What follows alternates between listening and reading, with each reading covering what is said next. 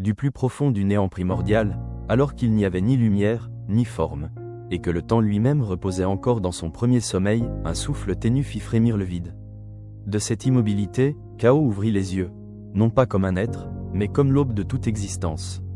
Des vagues sans contour s'étendirent, se heurtèrent, puis se dissipèrent, comme si l'univers cherchait sa première raison d'être.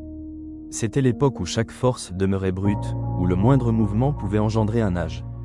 Chaos, Gaïa, Ouranos, les titans, les cyclopes, les géants aux 100 bras, et la peur silencieuse qui un jour ferait trembler le ciel, toutes les destinées prennent naissance ici, dans ce frémissement discret où la création apprend à respirer. De ce souffle fragile, l'obscurité se fissura, laissant paraître une lueur incertaine. Non pas la lumière d'un soleil, mais celle d'une possibilité, le battement d'une existence en train de naître dans la brume originelle. Chaos s'étendit, touchant des limites qui n'existaient pas encore, modelant l'espace, la distance, et le premier mouvement du monde. Chaos n'avait pas de volonté, mais sa présence seule appela tout ce qui allait suivre.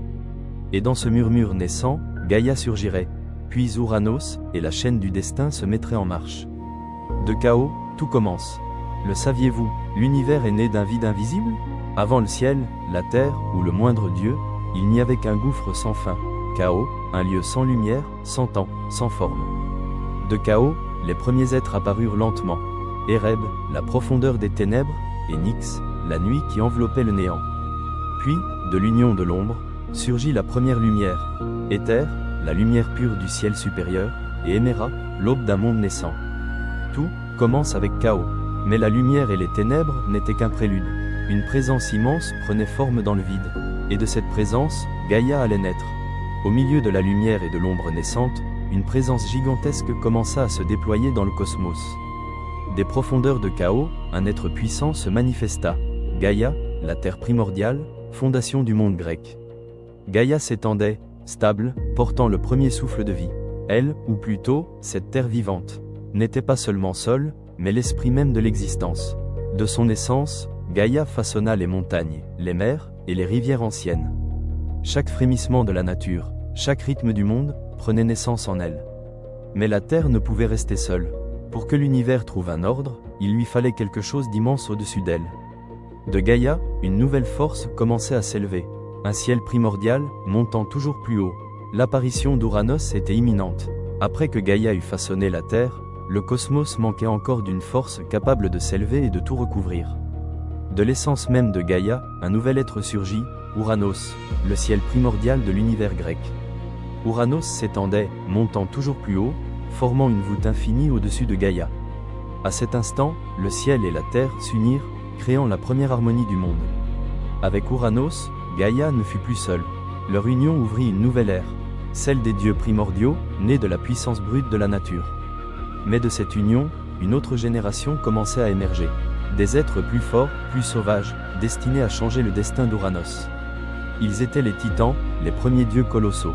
Leur origine commence ici, avant l'apparition des dieux de l'Olympe, bien avant que Zeus ne brandisse la foudre, une ère existait, façonnée par des êtres plus anciens, plus grands, plus puissants, nés du tout premier souffle de l'univers naissant. Ils étaient les titans. De l'union de Gaïa et d'Ouranos, surgirent les 12 premiers titans, inaugurant une dynastie primordiale, façonnant tout le cosmos grec. Ils n'étaient pas seulement des enfants, mais des forces, chacune liée à un fondement essentiel du monde. Océanos, le fleuve encerclant la terre. Thétis, l'eau nourricière. Hyperion, la première lueur de lumière. Théia, l'éclat du cristal et de la vision. Céo, l'axe du savoir. Phoïbé, la lueur de la prophétie. Créo, le pilier sombre du ciel nocturne. Mnémosyne, la mémoire originelle. Thémis, l'ordre ancien. Japet, l'étincelle de l'art et de la nature mortelle. Et enfin, Chronos, le plus jeune, tranchant, froid, animé d'une volonté rebelle. Sous le ciel d'Ouranos, les titans grandissaient en puissance, chaque pas faisait trembler la terre, chaque souffle résonnait dans les vallées de Gaïa. Mais la méfiance grandissait, car Ouranos, fier et craintif, observait ses enfants titans avec terreur. Il craignait leur force, craignait leur avenir, craignait d'être renversés. Ouranos emprisonna leurs frères, les cyclopes et les hécatonchires, au plus profond de Gaïa, leurs cris résonnant comme des séismes, transformant la souffrance de Gaïa en colère. De cette douleur, naquit une graine de rébellion. Gaïa murmura aux titans, mais un seul écouta pleinement. Chronos, plus tranchant que la serpe de pierre offerte par Gaïa, Cronos attendit dans l'ombre, des pensées plus froides que la nuit. Il savait que le règne d'Ouranos touchait à sa fin, et qu'une nouvelle ère se levait. Sous le voile de la nuit, Cronos rassembla ses frères et sœurs titans, chaque pas poussant le cosmos vers sa première fracture, vers la guerre qui engendrerait l'ère des dieux. L'ascension des titans venait de commencer, mais le pouvoir ne peut à lui seul façonner le destin. Lorsque Cronos leva la serpe de Gaïa, les cieux tremblèrent, car le premier trône de l'univers était sur le point de changer de maître. L'âge d'or. Mais, bien longtemps avant cet instant, bien avant que Cronos ou les titans ne comprennent la nature véritable du pouvoir, l'univers avait déjà été témoin d'un événement bien plus ancien, une origine dont découleraient toutes les secousses futures. Lorsque les 12 titans surgirent pour la première fois du corps de Gaïa, le cosmos tremblait encore sous leur pas gigantesque, et pourtant un moment encore plus grand attendait de naître. Gaïa, vaste, stable, nourricière, leva les yeux vers le ciel sans limite d'Ouranos, et sentit en lui une profonde harmonie, un complément qui manquait encore à l'univers naissant. Ouranos, immense, clair et froid, couvrant tout l'espace, reconnut en Gaïa non pas simplement la terre, mais le fondement de toute vie future, un lieu où le ciel pouvait s'ancrer, et d'où des générations d'êtres divins pourraient s'élever. Ainsi, pour la première fois depuis la naissance du monde, la terre et le ciel s'approchèrent l'un de l'autre, non par la violence, mais par une unité primordiale, la rencontre de deux moitiés incomplètes. Leur union n'eut ni cérémonie, ni chant, ni temple sacré, seulement le souffle de la terre, et la résonance du ciel, se fondant l'un dans l'autre, tissant un lien qu'aucun dieu ne pourrait jamais briser. À partir de cet instant sacré, l'univers tourna une nouvelle page. Gaïa et Ouranos furent liés, et de leur union, un lignage vaste et puissant commença à se déployer. Les titans levèrent les yeux vers le ciel, voyant la lumière d'Ouranos s'adoucir, et sentirent la chaleur de Gaïa s'approfondir, comme si tous deux parlaient une langue que seul le cosmos nouveau-né pouvait comprendre. Mais cette union n'apporta pas seulement la paix, elle ouvrit aussi la voie à des êtres encore à venir, des êtres plus forts, plus sauvages, et totalement différents des titans eux-mêmes. Et puis, du sein de Gaïa, les premiers grondements retentirent, annonçant l'arrivée de quelque chose de nouveau. Cet instant nous conduit vers l'histoire suivante, la naissance des cyclopes. Les premiers grondements montèrent des profondeurs du corps de Gaïa, comme le battement changeant du cœur de la terre, annonçant l'éveil d'une force bien différente de la tranquillité des titans. Gaïa s'arrêta, percevant cette transformation, et comprit que le lien entre elle et Ouranos était sur le point de donner naissance à une génération sans précédent, une puissance que même la terre-mère ne pouvait entièrement mesurer. À mesure que les secousses grandissaient, trois silhouettes colossales émergèrent de l'obscurité primordiale. Chaque pas qu'elles faisaient frissonner le jeune univers. Ils ne portaient pas l'harmonie des titans, ni la douceur, ni l'équilibre, mais une force brute, solitaire, née de l'énergie la plus primitive de la création. Sur leur visage, chacun ne possédait qu'un seul œil, une sphère lumineuse semblable à un soleil inachevé, regardant à travers toute chose, comme s'ils pouvaient voir jusqu'aux fondations même du cosmos. Ils étaient les cyclopes, les êtres à l'œil unique, nés de l'union de la terre et du ciel, mais marqués par une nature totalement différente, échappant à toute règle connue des titans. Brontès, porteur du tonnerre. Stéropès, maître de l'éclair. Argès, détenteur de la flamme la plus éclatante. Trois êtres, trois sources d'énergie cosmique, comme trois nouveaux battements du cœur de l'univers. Mais leur apparition n'apporta aucune joie à Ouranos. Au contraire, il les observa avec une peur profonde, la peur du ciel face à une puissance qu'il ne pourrait jamais contrôler. Contrairement aux titans, les cyclopes étaient trop puissants, trop sauvages, trop indomptés pour accepter un quelconque ordre. Ainsi, Ouranos commit l'impardonnable. Il emprisonna les cyclopes dans les profondeurs les plus obscures du corps de Gaïa, un lieu où aucune lumière ne pouvait pénétrer. Gaïa gémit de douleur, la terre-mère souffrant chaque fois que son corps se contractait pour retenir ses enfants innocents. Cette douleur deviendrait la graine de la colère, de la rébellion et de la tempête que l'univers n'avait encore jamais connue. La naissance des cyclopes ne marqua pas seulement l'arrivée d'une nouvelle génération, mais le premier grand drame entre le ciel et la terre, entre Ouranos et Gaïa. Et de cette souffrance, un autre plan commença à se former, un plan qui changerait pour toujours l'ordre du cosmos. Ce moment nous conduit vers l'histoire suivante. Les Sambras, les Hécatonchires. Depuis des profondeurs encore plus obscures que l'endroit où les cyclopes avaient été enfermés, Gaïa ressentit un autre mouvement, plus lourd, plus chaotique, comme si le cosmos lui-même tentait de se retourner pour donner naissance à quelque chose dépassant toutes les limites naturelles. Cette fois, les secousses n'étaient ni régulières, ni ordonnées, mais des vagues de force se heurtant les unes aux autres, creusant des déchirures de douleur au cœur de la terre-mère. Gaïa comprit qu'une nouvelle génération, une forme de puissance totalement différente, se préparait à émerger. Dans un royaume où aucune lumière ne pouvait pénétrer, 3 silhouettes gigantesques commencèrent à s'éveiller. Elles n'étaient ni des titans, ni des cyclopes, mais quelque chose de bien plus primordial, plus étrange, et tellement puissant que leur simple présence semblait déformer l'espace autour d'elles. Lorsque Gaïa ouvrit les couches profondes de la terre, 3 êtres monstrueux surgirent de l'abîme, leurs corps titanesques recouverts de centaines de bras s'étendant comme les piliers d'un monde encore informe. Chaque bras, chaque main, portait une force indescriptible, capable de déchirer le ciel ou d'écraser des montagnes d'un seul mouvement. Ils étaient les Hécatonchires, les sans-bras. 3 frères, Biarré, Koto et Gies. Ils incarnaient la violence brute, la puissance sans limite, et le chaos indompté qui existait avant l'apparition de l'ordre. Mais, tout comme pour les cyclopes, leur naissance emplit Ouranos d'effroi. Le ciel ne pouvait tolérer l'existence d'êtres possédant une centaine de bras, des créatures des dizaines de fois plus fortes que n'importe quel titan, des forces défiant toutes les frontières du cosmos. La peur se transforma en haine, et une nouvelle fois, Ouranos répéta son acte de cruauté. Il ordonna que les Hécatonchires soient jetés dans le gouffre le plus profond du Tartare, un lieu si obscur que même Gaïa avait du mal à l'atteindre, une prison où leur agonie fit trembler les fondations du monde. Gaïa gémit de désespoir, son corps frémissant à chaque fois que ses enfants étaient précipités dans les ténèbres. Cette douleur ne ressemblait plus à une blessure, mais à un feu enfoui, s'accumulant sous la surface, attendant le moment d'exploser. Au plus profond d'elle-même, le chagrin de Gaïa devint peu à peu un murmure, puis un plan, puis un appel à la rébellion destiné aux titans. Et un seul l'entendit pleinement, un seul porta ce sourire froid, cette détermination aussi tranchante que la faucille de pierre que Gaïa lui remettrait bientôt. Cronos, il observa la tyrannie impitoyable d'Ouranos, contempla la souffrance de ses frères emprisonnés, et comprit que l'ordre actuel ne pouvait perdurer. Une nouvelle ère devait être ouverte, et lui, serait celui qui mettrait fin au règne du ciel primordial. Ce tournant sombre nous conduit vers le récit suivant. La rébellion de Cronos. Au-dessus du ciel bleu glacé, Ouranos contemplait le monde qu'il dominait, mais quelque chose en lui avait commencé à se mouvoir, une inquiétude subtile que même un dieu primordial ne pouvait dissiper. Depuis que les titans avaient grandi, depuis que les cyclopes avaient ouvert leur œil flamboyant, et depuis que les Hécatonchires étaient apparus avec leurs 100 bras, une fissure imperceptible s'était formée dans le cœur du dieu ciel. Pour Gaïa, ces êtres représentaient la vie, la croissance et l'ordre naturel de la création.